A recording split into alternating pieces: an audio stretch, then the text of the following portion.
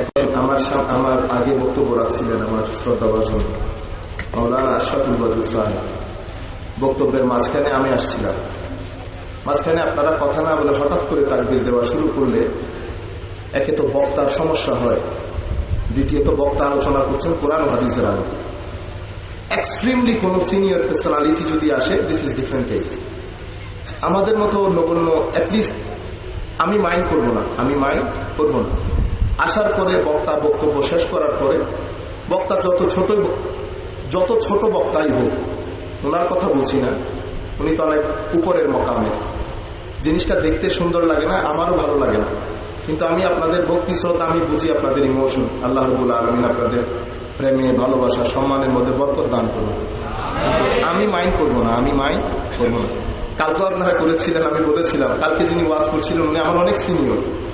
ওনারা যখন কামিল পড়ছিলেন তখন আমি বোধহয় ক্লাস 7-এ পড়ি।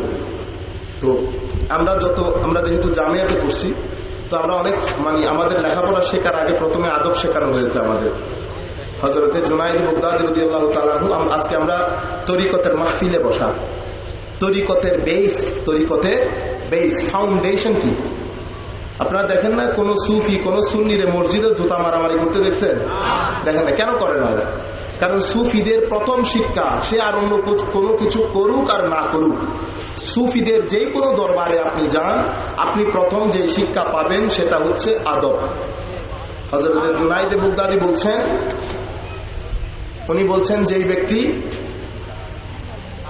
আদব শিখে নাই, মাল্লা ঈমান আলাহু লা ইসলাম আলা, এরকম বলতে বলেছেন ওয়ামান লা আদাব আলাহু লা ইসলাম আলাহু ওয়ালা ঈমান আলা। যেই ব্যক্তির কাছে আদব নাই, শিষ্টাচারিতা নাই, ভদ্রতা নাই, নম্রতা নাই, সেই ব্যক্তির নামাজ, সেই ব্যক্তির ঈমান কোনো কিছু আল্লাহর দরবারে গ্রহণযোগ্য হয় না।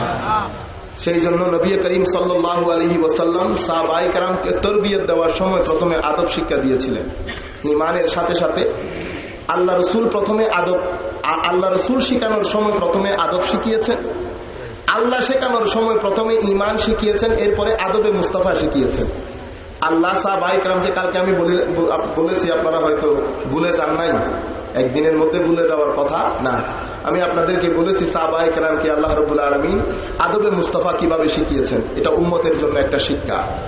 তো আমাদের জন্য যারা তরিকত মানেন, তরিকতের মধ্যে আসেন, তরিকতই হচ্ছে ইসলামের ফাউন্ডেশন। সেটাকে আমরা নাম যদিও তরিকত দেই, সেটা এলমি কারণে দেই, কিন্তু তরিকত যেটাকে আমরা বলি সেটাই হচ্ছে দ্য ফাউন্ডেশন অফ ইসলাম। নাম বলার কারণে আমাদের যুবকরা কনফিউজড হয়ে যান। নাম একটা টার্মস, একটা এলমি ব্যাপার, নলেজের ব্যাপার, টার্মস, পরিভাষা বলি আমরা।